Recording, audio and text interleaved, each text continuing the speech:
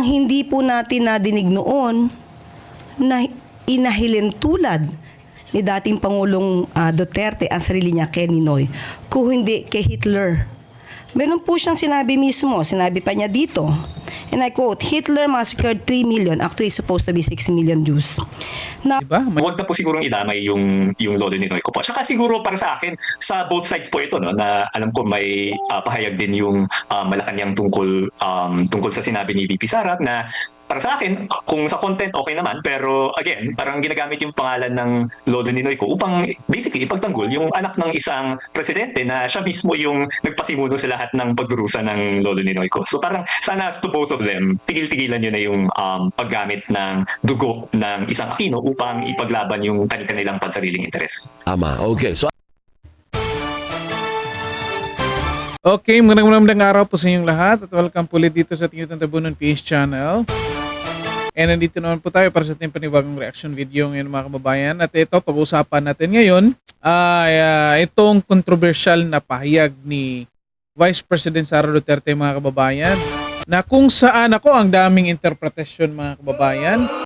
Sinong nag-interpret? Walang iba kundi unang-una yung pinakamagaling na PCO mga kababayan. Na Queen of Fake News. Diba? Siya yung unang-una. Kaya, ito namang mga mainstream media sumunod. Diba? Kaya tuloy, itong mga mainstream media mga kababayan, nawawala na ng mga naniniwala sa kanila. Kasi, kahit iba yung sinasabi ng tao, iba din yung interpretasyon nila. Iba din yung pinapalabas nila na kahulugan. Okay, patungkol ito sa statement ni Sara Duterte mga kababayan na kung saan sinabihan niya si PRRD mga kababayan na kung uuwi siya, magiging Ninoy siya. Hindi sinasabi doon na si PRRD ay katulad ni Ninoy.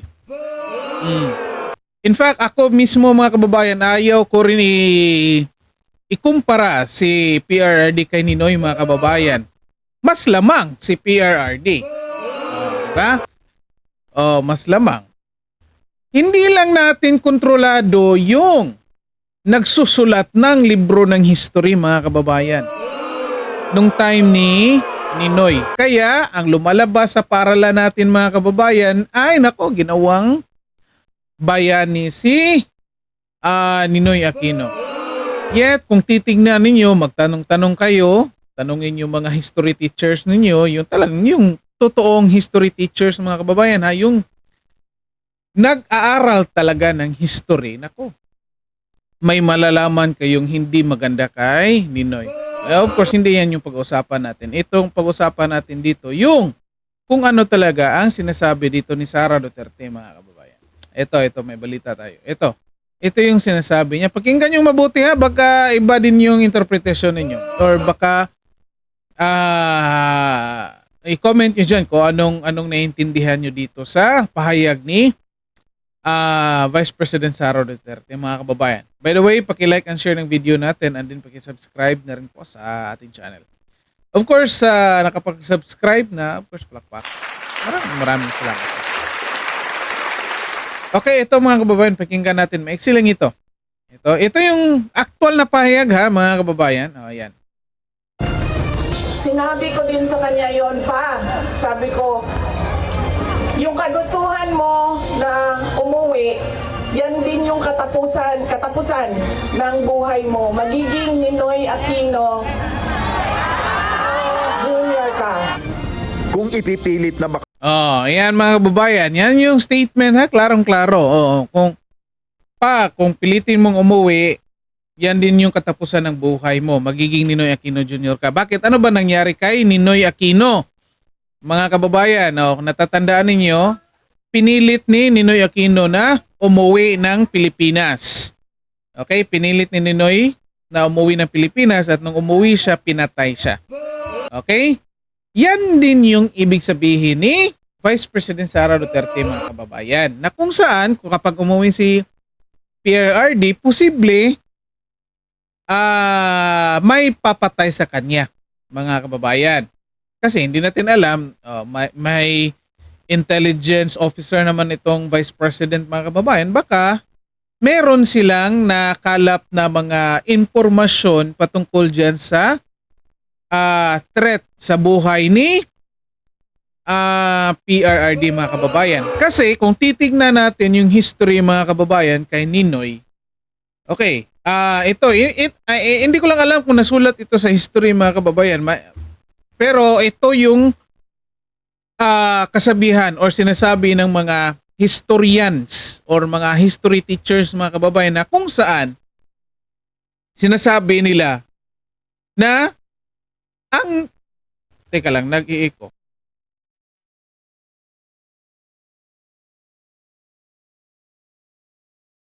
Wala. Ayan, nawa, andyan na. Okay. Sinasabi ng mga historians, mga kababayan, ang nangyari kay Ninoy, basically, may ibang taong gustong patayin si Ninoy, mga kababayan, para mapatalsik nila si Marcos. Okay? Sinasabi ni Ferdinand Marcos Sr., mga kababayan, na hindi pwedeng pakialaman si Ninoy. Kasi alam niya na kung may makialam kay Ninoy, lahat ng tao magagalit kay Ferdinand Marcos Sr. Matalino naman yan si Ferdinand Marcos Sr. Ni katulad ng anak niya ngayon. Yan yung sinasabi niya. Okay? Ito rin yung posibleng mangyayari kay PRRD, mga kababayan. Lalo na dyan sa kalaban ng mga gobyerno na kung saan gusto nilang patalsikin itong mga Duterte at patalsikin itong kasalukuyang namumuno na si Bongbong Marcos. Posible din itong mangyayari. Bakit? Mayroon talaga mga tao, lalo na yung mga makakaliwa, na gustong palisin si Bongbong Marcos. Kaya ang gagawin nila yung ginawa nila kay Ninoy, na kung saan para magalit lalo yung tao sa nakaupong pangulo ngayon, posibleng may mangyari kay PRRD. Or gagawin nila yung ginawa nila kay Ninoy dito kay PRRD para yung mga tao magalit kay Bongbong Marcos at mag-alsa.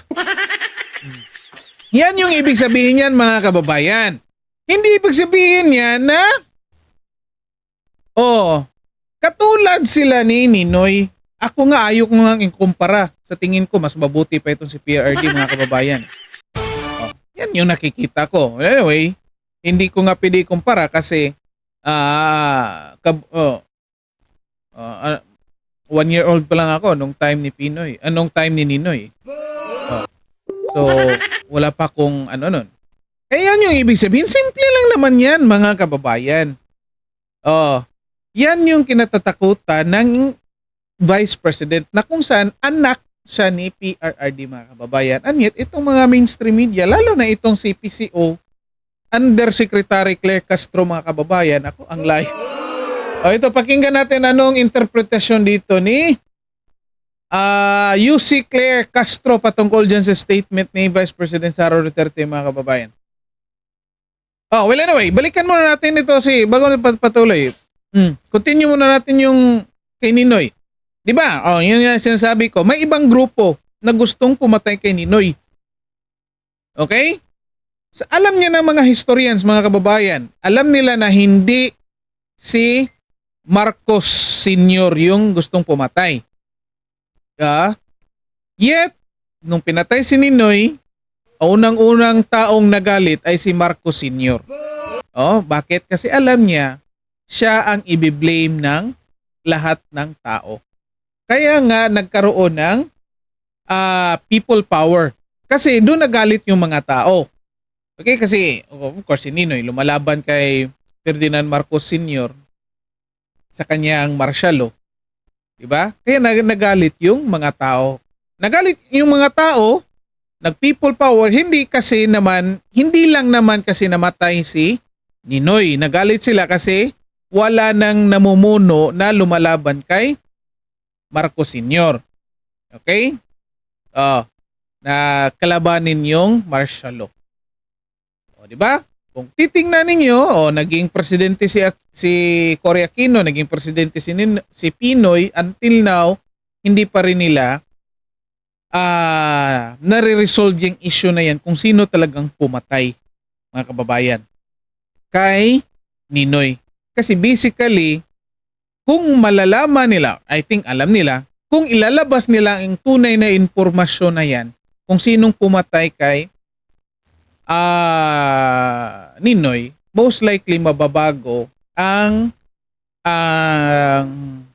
issue doon. So kaya, well, ito, sa tingin ko, hindi na nila sinasabi yan. Di ba? Kalain mo, 2 Aquino na naging presidente, hindi mo pa ma-resolve yan. Well, anyway, again, hindi yan yung topic natin. Ikinaklaro lang natin, mga kababayan, kung anong statement dito ni Vice President Sara Duterte. At ano yung paninindigan natin dito, mga kababayan. Ito, bakit nagkagulo-gulo yan? Ito kasi yung statement ni Queen of Fake News, mga kababayan. PCO. Ito, pakinggan nyo. Po Yusek. Sa pagtitipon din po sa The Netherlands, nabanggit po ni VP Sara sa kanyang speech, as I quote, sabi ko, yung kagustuhan mo na umuwi, yan din yung katapusan ng buhay mo, magiging Ninoy Aquino Jr. ka. And Di ba? Klaro naman yan. Yeah. Kinote. Klaro naman, di ba? Wala namang ibang ibig sabihin yan. Ba't tingnan nyo yung the sagot? reaction po from the palace. Inahahalintulad ba ni VP Sara ang kanyang ama kaya sa yumaong Ninoy Aquino? Para Kung tingnan mo. Tinanong niya kasi hindi siya sure kung anong ibig sabihin. Yet, may handa siyang hindi po natin nadinig noon na inahilintulad ni dating Pangulong Duterte ang sarili niya kay Ninoy, kung hindi kay Hitler. Meron po siyang sinabi mismo, sinabi pa niya dito, and I quote, Hitler massacred 3 million, actually supposed to be 6 million Jews. Now, Diba? May handa siyang notes, mga kababayan. there is 3 million, what is it? 3 million drug addicts in the Philippines. There are. I'd be happy to slaughter them. At least if Germany had Hitler, the Philippines would have me. So napakalayo pong ipakumpara ang sarili o ikumpara ang dating Pangulong Duterte kay Ninoy Aquino na hindi nagkaroon ng anumang record ng mass murder or crimes against humanity. Mas ninais po ni dating Pangulong Duterte na ikumpara ang sarili niya kay Hitler. May tanong po ulit si Alvin Baltasar. Ayan nga. Diyan lang muna, mga kababayan, kasi ibang topic na susunod. Yun nga, mga kababayan. Tingnan nyo. Sino ngayon ang nagpapalabas ng fake news dito? Diba? Ang layo ng sagot niya. Ang layo ng interpretasyon niya doon sa sinabi ni Vice President Sara Duterte, mga kababayan. And yet, confident si Madam. Diba? Tingnan nyo. Kahit nga ako, mga kababayan, ayaw kong ikumpara si PRRD kay Ninoy kasi in the first place, hindi naman naging presidente si Ninoy, si PRRD naging presidente at maraming nagawa. Diba? Anyway, again nga, kung gusto niyo mag-research kayo patungkol dyan kay Ninoy. Kung anong mga ginawa niyan na hindi isinulat sa libro ng history na itinuro sa paaralan natin, mga kababayan. Kasi kung maghahanap lang kayo, magbabasa lang kayo, lalo na dun sa mga librong itinago sa library, mga kababayan, nako, marami kayong madidiscovery, mga kababayan. Well, anyway, ito lang ang topic natin. Tingnan nyo kung paano tinwist ng undersecretary yung statement ni Vice President Sara Duterte, mga kababayan. Simpleng meaning lang naman nun na kung saan baka papatayin ka. Katulad ng ginawa kay Ninoy na umuwi, pinatay.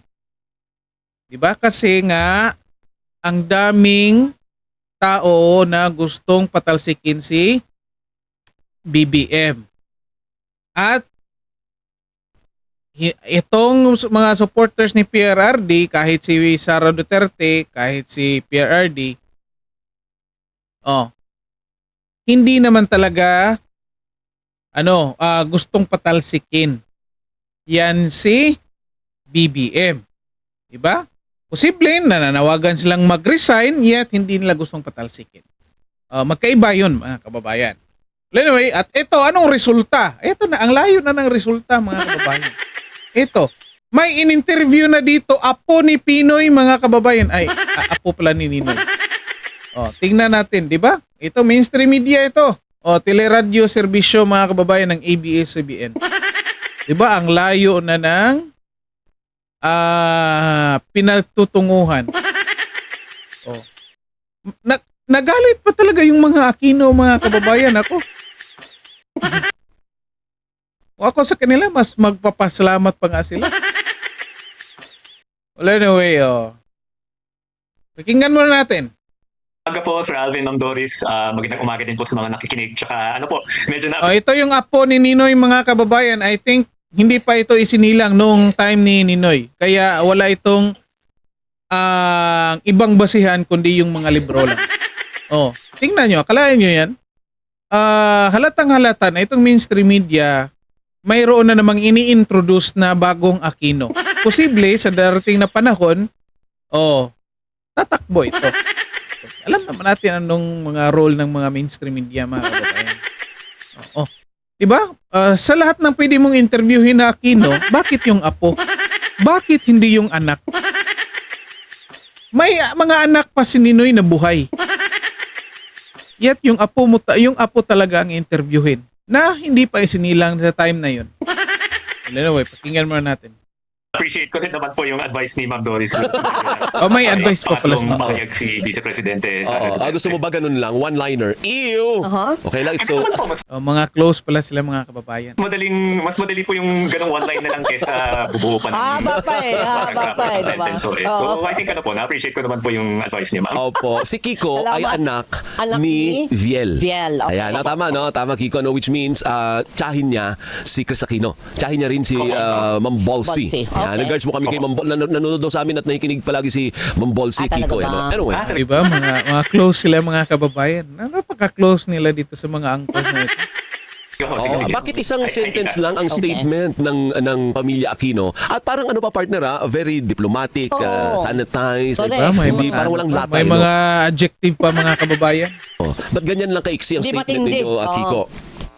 Well, ang tingin ko po kasi pangalawang beses na po na may ganitong pahayag si VP Sara Duterte, no? At saka naglabas din po ng pahayag yung pamilya noong unang beses na kinumpara niya yung sitwasyon nilang pamilya kay Lolo Ninoy. This was nung November 27 na baka raw parang binring up niya yung ginawa ni President Marcos kay Lolo Ninoy. Na bagamat tama naman, hindi tama yung pagtrato ng mga Marcos sa lolo ko. Para sa akin hindi maganda na yung ginagamit yung pangalan ni Lolo Ninoy upang ipagtanggol yung isang promotor ng EJ case na yun din yung kinamatay ni Lolo Ninoy. No? Pero I think yung naging pasya ng pamilya namin, pangalawang beses na nga to, nasabi na namin yung gusto namin sa... Kaya pala in-interview, mga kababayan, kasi, of course, kalaban din. sabihin dati, gusto na lang namin ipaalala sa madla na ibang-iba nga yung ginawa sa Lolo Ninoy ko kesa sa mga nangyayari ngayon kay President Duterte. So tingin namin, tsaka marami na pong nagsasalita, we don't want to add too much sa conversation bukod nga sa puntong yun na iba nga si Lolo Ninoy. Pero ikaw sa personal mo, bilang apo, masakit ba na makarinig ka ng ganun? Masakit? Hindi ko po alam kung masakit kasi di naman po ako, alam ko naman yung pinaninindigan ni Lolo Ninoy. No? So parang kung salungat sa prinsipyo niya yung mga pinagsasabi ng ibang tao, parang hindi naman po ako nasasaktan. Pero siguro dahil nga maraming yan, kasama na rin po ako doon no, na hindi nabuhay nung panahon ni Lolo Ninoy. Hindi pa nabuhay nung panahon na yun, mga kababayan. Anya, siya yung in-interview. Bakit hindi si Bam Aquino? Aquino din naman yun. Bakit hindi yung si Balsi? Yung in-interview, mga kababayan. Kung gusto talaga nilang Aquino yung interviewin. Nako. marami siguro yung hindi nakakakilala sa kanya o sa mga pinanindigan niya nung buhay pa siya. No? So para sa akin, kapag may ganitong paghahambing, parang annoying siya, kumbaga, na parang okay, kailangan ko ulit itama o kailangan kong klaruhin kung ano ba talaga yung pinanindigan ni Lolo Ninoy nung nandito pa siya. So Correct, mas yun po correct. siguro yung tingin namin na ba't pa kami dinadamay o ba't pa siya dinadamay sana. And yun, parang kahit na ewan ko kung sinasadya, pero nasa amin pa rin na yung responsibility na ikwento ng tama yung buhay ni Lolo Ninoy. So yun, mas annoying po ito para sa akin kaysa nakakasakit. So ano ang pakiusap ng pamilya Aquino kay Vice President Sara Duterte? Siguro po wag na po sigurong idamay yung Lolo Ninoy ko po. Tsaka siguro para sa akin, sa both sides po ito, no, na alam ko may pahayag din yung Malacanang tungkol sa sinabi ni VP Sara na para sa akin, kung sa content okay naman, pero again, parang ginagamit yung pangalan ng Lolo Ninoy ko upang basically ipagtanggol yung anak ng isang presidente na siya mismo yung nagpasimuno sa lahat ng pagdurusa ng Lolo Ninoy ko. So parang sana to both of them, tigil-tigilan nyo na yung paggamit ng dugo ng isang Aquino upang ipaglaban yung kanilang pansariling interes. Ama, okay. So at least well said, partner. Correct. Pwede nang Tandaan niyo yan mga kababayan, ha? Itigil daw yung paggamit ng Aquino para pansariling interest. Tingnan natin mamaya. i-record nyo na yung sinabi ni Kiko tapos forward nyo kay Vice President para the next time she does a speech or some sort of parallelism. Oo. Diba? Ay, pa-remind siya na Pa-remind meron siya na Masyadong halata naman itong taga-teleradyo serbisyo mga kababayan. Anyway. umaalma. Oo. Diba? Ayaw ng pamilya Aquino. I-play ninyo yung interview ni Kiko, Oo. tapos sa dulo nung kay Kiko, pasok nyo yung sa akin. It's so you eh. Sabi mo isang word lang. Sige, isang word. Ew! Or save na lang po natin yan para sa pangatlong beses. Di na rin po kami mag-effort masyado. Okay, thank you. Kaya Oh, by the way, as a background lang, Kiko, are you into politics? Tumatakbo ka Ayan. ba for any position in the upcoming elections or hindi ka kasali sa politika? Wala naman po. Siyempre, nakikilako ko sa kampanya para sa mga kandidato na sinusuportahan ko po. Pero ako mismo wala po Ikaw akong mismo interest wala. na maging As of ngayon mga kababayan, wala pa siya sa politika. Pero nangingialam na siya, sumasali na siya kasi mayroon siyang mga sinusuportahan. Alam natin kung saan yan patungo mga kababayan. Well anyway, stop lang muna natin dyan. Okay, ito, maiksi lang ito. Panapos lang na diskusyon mga kababayan. Okay? Yan nga, sinasabi, wag daw yung gamitin yung mga Aquino doon sa pansariling interest. Lalo na ng mga Duterte mga kababayan. Sa tingin nyo, mag-comment kayo dyan. Kailan ginamit ng mga Duterte ang mga Aquino, mga kababayan, para sa kanilang pansariling interes? Lalo na sa politika, mga kababayan. Mag-comment nga kayo dyan. Kailan nakikipag-alyansa itong mga Duterte sa mga Aquino? Yan, klarong tanong. Diba?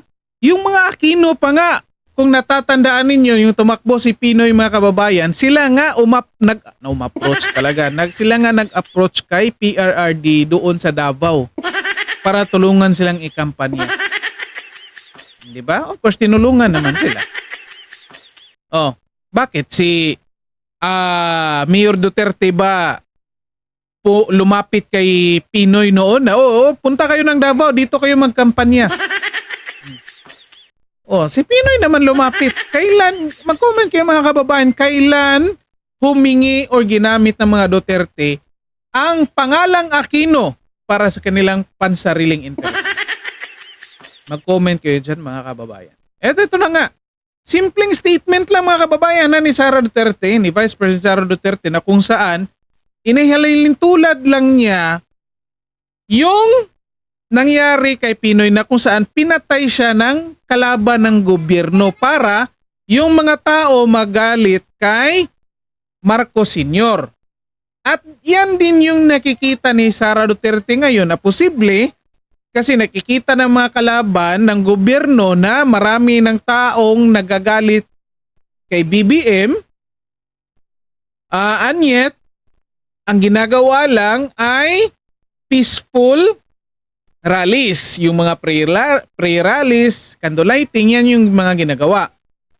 Kaya gusto nila ng mga kalaban ng gobyerno na talaga itong mga tao ito magagalit lalo kay PBBM. Kaya ang pwede nilang gawin ay patayin itong si PRRD kung sakaling umuwi. Yan yung ibig sabihin. Yan, napakasimple lang yan. Yet, itong USEC, PCO ng USEC, mga kababay. Sorry, mali pala. USEC ng PCO. Naku, ang layo na interpretasyon, mga kababayan. Umabot na siya doon kay Hitler. Kasi nga, hinihalin tulad ni PRRD. In terms of fighting against crime, then pwede natin masasabi na pwedeng ikumpara mo si PRRD kay Hitler kasi ayaw niya ng mga kriminal. Di ba?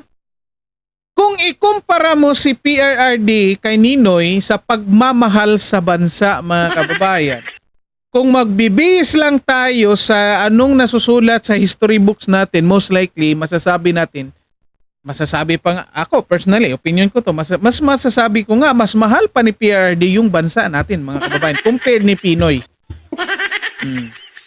Yan, based on history books pa yan, mga kababayan, na kung magre-research kayo, pati yung hindi isinali doon sa mga librong ginagamit sa paaralan, ako, madi-disappoint kayo kay Ninoy, mga kababayan.